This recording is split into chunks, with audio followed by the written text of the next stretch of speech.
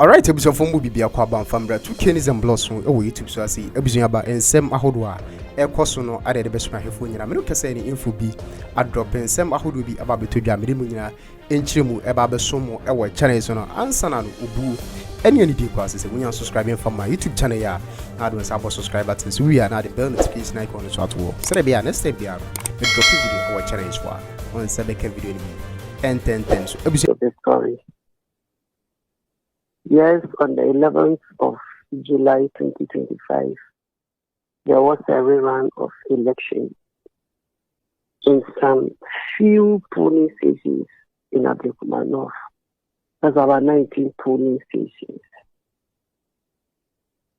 On Thursday morning, I was in Kumasi for a funeral.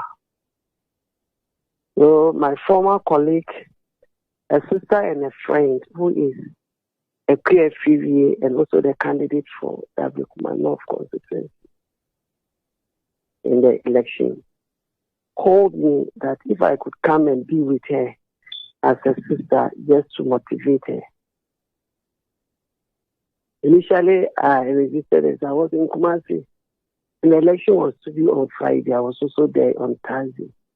But I didn't know when I could get to Accra and even come and join her. I wasn't going to give her an assurance. I'm able to get to Accra. Fortunately for me, I was able to come on the Friday early in the morning. Then I drove straight to Ablekuma. On getting to a constituency, I think I will see traffic lights. On my immediate right, I saw one of the polling centers, which is Chuni polling center. I went there. NPP was standing somewhere. NDC was also there doing their own thing. I greeted them. I entered into the center, greeted the security personnel, and went to the electoral officers and greeted them too.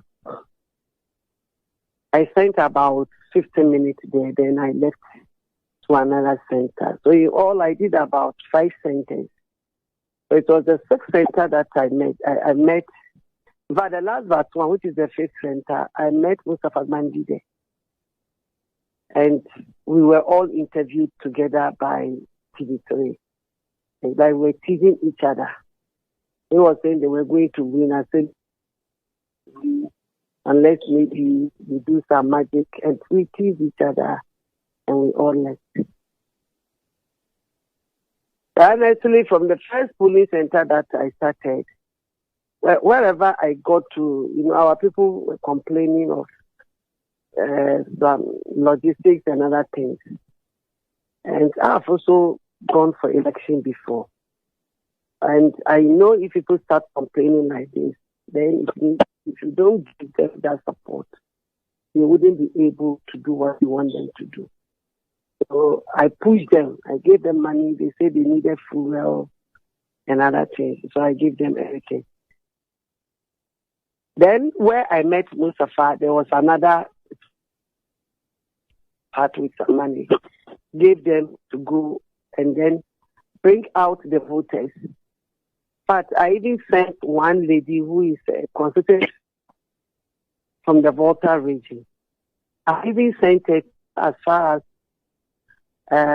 this secondary school, secondary school, to bring some twins to come and cast their votes. After which I went to the Methodist Center. When I went there, Sami Awuku, Miracles Abuaji, Mustafa Bandi, they were all there and they were still doing interviews. So we stood there for some time and then we decided to leave. Just as at the time we were leaving, then Sami said, but the Akua Newman was there alone. And I said, if she's there alone, then I cannot leave her. I'll be with her. So I decided to come back into the center. And when I was entering, the police said no. They wouldn't allow me to go. And I said, my colleague's sister is there. And I want to go and be with her to keep her. I will soon leave. I wouldn't be here for a whole day. And they said, okay, then they wouldn't allow me to go in with anybody. but I was moving with my security. They said no, nobody was going to follow, not even my aide, who is a woman. I said, fine, they should be out there, that will go. I never anticipated there was going to be anything, any issue. So I went in about 10 minutes. I was standing with Dakua Newman, or less than 10 minutes. We were having a chat. Myself, Dakua Newman, and Samuel Brian Boabe. The three of us were standing there with three security personnel behind me. 2 ladies and a gentleman. But the other lady was in a mufti. So if you look at the video, you see a lady standing behind me in an orange dress, set top, light orange, and I think deep trousers, orange color. She was behind me. So I said, why are you not in a uniform but in a mufti? And he said, she's undercover. Then I smiled, continued my conversation with Dakua Nima. And a few seconds, then we heard siren, motorbikes bump into the polling center. And when they got down, immediately they got down, they held someone and started slapping the person. But I said, is it because of that person that they came by? After beating the person up, then I heard my name out there in Hausa. In Nahawakumsi Nantaki. It means, where is that Hawakumsi? Then one shouted, Gata Sayuchiki. It means that says standing in there. The moment the person said that says standing in there, and they pulled the police officers aside and came directly. So when they were coming, I was initially confused because I said, why would they ask of my name? And why are they looking for me? What is it? So when they were approaching, I saw one having, I think it was a knife or so, something. So I got scared. And about 5 of them, if you don't leave here, today will be your end. We'll kill you today. They were just shouting. And that was the end, my brother. Well, It wasn't that I had a fight with anybody. There was no confrontation. There was no provocation. Nothing. Nothing. I was just there with Takwanima. And they came directly on me to start beating me up. So I don't know whether it was what I started doing from the training center encouraging my people to go out. To go in and bring out the voters to come and cast their vote for our parliamentary candidate. They saw me as a threat. If I stayed there, I was going to disturb them. And so they wanted me out of the place. But you could have just asked me to leave, and I'll leave quietly, not to beat me, because I haven't done anything wrong. Well, that's all that I remember. Right. We saw in the reportage a video of you essentially taking steps backwards, facing a bunch of men who were walking quite menacingly towards you, but you then reached forward holding something in your hand and sprayed. Would you share with us what that was? Yes. Just about a year, 1 month ago, my son was stabbed in Kasua at a polling center. You remember this incident? My biological son, my first child, Atukumti. Yeah. And by God's grace, God saved it for me. And I'm someone who always protect myself, because I know we have evil ones.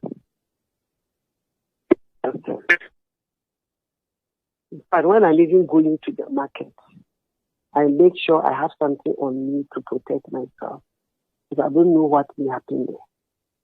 Wherever I move, I have something on me. And that substance was pepper spray. I'm not afraid, and I'll have to say it. If not for the pepper spray, I would have been killed by now. Because when they were coming to me, and the guy that was holding the object that I said a knife could have hit it or even done anything to me. And you saw the way they beat Chris up. That was the way they were coming on me. But for the pepper spray, when I sprayed, it deterred them and they had to go back. Then from nowhere, there was this Spider-Man who just threw himself directly on me and I was down. And when I was trying to get up, there was another guy who came to stamp my wrist. And that is where I'm suffering now. It touched me 2 times. So if you look at the video, when I was getting up, I went down and then another one before I rolled to the other side. Yeah. So how can you fight a lady like just a woman? And I keep asking myself that those guys, do they have mothers? Do they have sisters? Do they have daughters?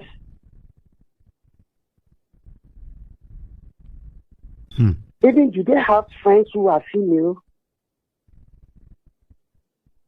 What went through your mind? What? When even my son, who was tapped last year, he's even older than you. He thinks I can give birth to you, Basitende.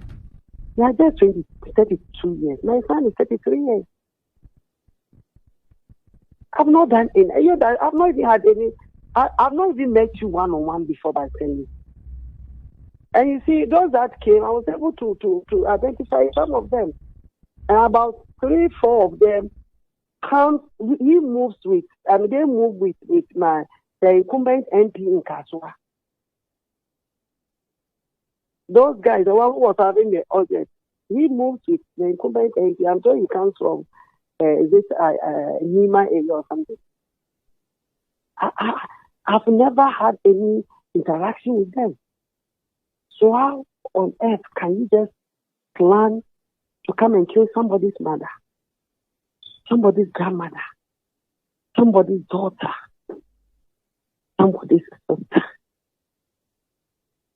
Why? Now, Miss Kumsing, when the gentleman or the man made contact with you and you fell to the ground, at that point, what was going on in your mind?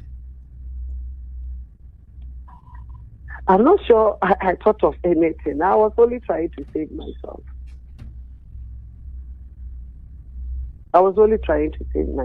Do you think you were targeted specifically, or it was just a coincidental? Oh no, but the way they even asked my name, simple tells you that I was targeted. Because when they got in after slapping that gentleman, I don't know who they slapped out there. But when they asked where is she, how I come from, my name was asked, but I mentioned specifically.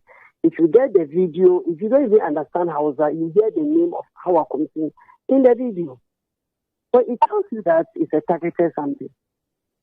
They came there purposely because of me. You understand? But it wasn't that there was any fight, that someone was coming and no, there wasn't any fight. If you ask the police officers, they will tell you. And if you look at the picture, the video, I was standing there with Dakua and my hands were in my pocket. Yeah. When they were even coming initially, and I was like, I didn't know whether they were coming on me or whatever they were coming. Until when I heard them instructing me to leave the place, then I started going backward. I said, oh, so if people are coming on me. And the only thing I could do that moment was to defend my life. So nobody should say that. I hear people saying their own story that I started praying. Am I a mad woman? Please. Even a mad woman, if you don't cause her, she wouldn't even do anything. I'm not mad. I'm not that terrible that wherever I get to, I'll start fighting. I think in the NDC, I'm a threat to them. So wherever I am and they see me, it irritates them because they know my capability. They know how I always give out my best. When I'm doing something, I do it to the best of my understanding and make sure that I get a result. So my presence in Ablekuma, that 200 votes that they said they were going to win with, they knew if I come there, I was going to reduce it. If we don't win, we will reduce the margin. And so they needed to get me out of the place. I was just a threat and targeted also. Why do you think, I mean, beyond maybe your influence on the electoral fortunes on the day, why would you think you were targeted? My dada, you know, when we went to Asun North, I don't know whether you ever heard or could you about complaining about it. I didn't fight him, but I gave him close mark. And the community that I was that day, my information was that we used not to have votes in that community. But that day when I stood there, our vote over there appreciated. And so Okudjeto Abakwa knew what I was going to do. And when he came, I was told he said it all over on the radio. They know how I continue, the way I speak to people, the way I can. I mean, and when it comes to campaign, my brother, I never lost my election in Kaswa because the NDC were after my life. That is why I left the seat quietly. If I had contested, I was taking my seat back. But maybe at the end of the day, if I don't die, people would have died. And so when I saw that thing, I just decided to leave the seat for them. That lady never won. I've been a member of parliament in Awutu Senior East since 2013. Until 2020, did you ever hear that our queen has done anything in Kaswa? Never. But for this evil lady and her so-called husband, when they came in, they gave me that tag. I'm a strong woman, very strong-willed woman. When I want to do something, like I said, I make sure I achieve my aim. Now in 2024, when I realized that they wanted to kill me, and they keep saying that I made my guys to kill them. If you say I've killed someone, you are in power. You have all the security authorities. Why don't you arrest me? Why don't you prosecute me? Then you give me that tag and say, I have killed someone's son. And so whoever meets me and see my presence in the polling center, they think I'm going to do my work. Why should that happen? But that's what people are saying. After the incident, they say, because they said I killed someone, that's why they want to come after me. But I am not very sure that that is the reason. Maybe this is the reason. Syrian minister and the defense minister, that they have the power at their disposal. They should use it and get me arrested, prosecute me if truly I have done that. There should be an investigation. Police officers went to Kaswa to do investigation. They've done a lot and they know where the problem came from. Because me, the day of election, I never crossed the road in Kaswa. I mean, the main Winneba Kaswa Accra route, I didn't cross it to the other side. And that was what happened. None of my guys were there. Because we deployed some of our people, that's my constituency chairman, constituency executive, to go to the other side. Then I would be in the other area. And when I finish early, I will cross over. I couldn't finish when it was 5 p.m. So I have to rush back to my, let's say, polling center, the counting, because that's what I told you. Since I started contesting as a member of parliament, I make sure I'm always at my polling center where I always cast my vote, which is just about 15 or 10 meters away from my house. Then I go and make sure that it's counted before I leave. I don't go anywhere. So that tag they want to put on me, I'm not going to take it. I've instructed my lawyer to take action on this issue. If they don't arrest me, they don't prosecute me, I will prosecute them. Do you look back and think that maybe you would have preferred to have taken an alternative or made an alternative? Do you look back and think that on that day you probably should have stayed at home? Never. Will you go to Akwatia? I will go to Akwatia. Okay. I have not regretted. And I believe you've made a report to the police since the incident. If I don't go to Akwatia, I'm not going to do any party work again. Because there will be a lot of elections in the country. Okay. And so they have to stay away. No. I'll be in Akutia by God's grace. I only pray that I'll be fully healed by then. But today I'm doing better by God's grace. Yeah. Okay. You said you didn't lose your seat. I mean, what does that mean? That's a very deep statement. I didn't do what? You said you didn't lose your seat. You let it go peacefully. Yes. What does it mean? Yes, they took it away from me. Because that day, the police headquarters that I used my personal money to put up in Kaswa to make properties are protected. That headquarters is a very big land lying beside it. That was where we said we were going to do the coalition because we wanted a state. And the tax the NDC brought in were more than 500. NDC has never done any, collected their figures in any election in Kaswa. It is my figures and that of the East. Then, surprisingly, that day by 7, 8 p.m., they were jubilating that they had won because they knew what they had done. When I got to the police station where we were going to do the coalition, they threatened me to leave. So my people had to push me into the car. When I was leaving, there were gunshots following me.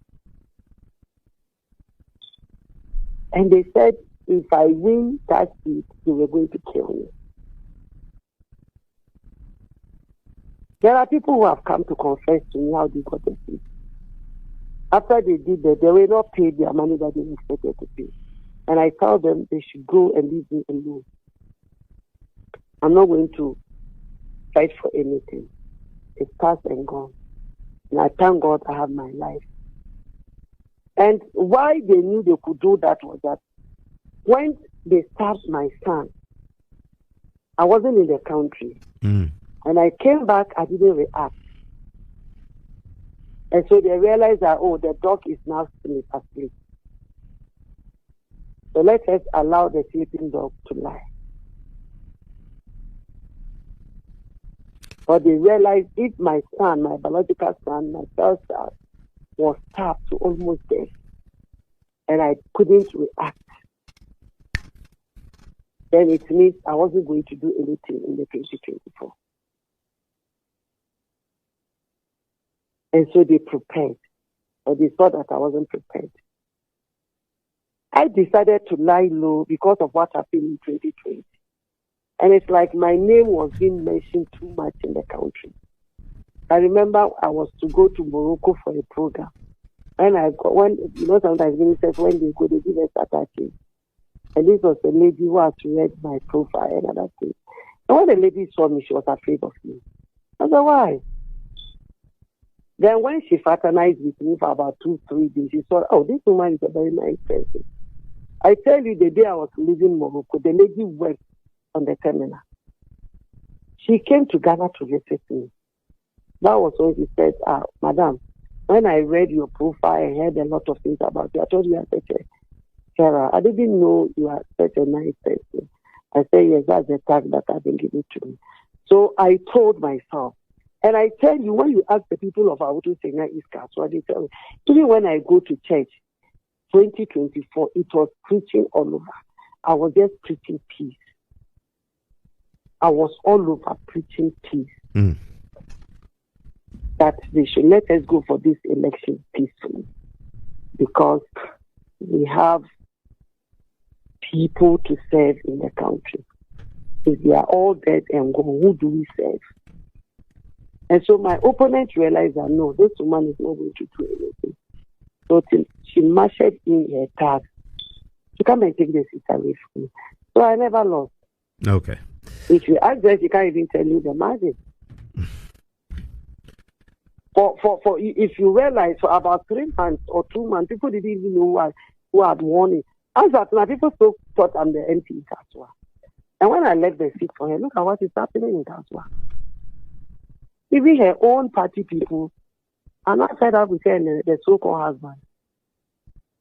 They are there. People are calling. Even her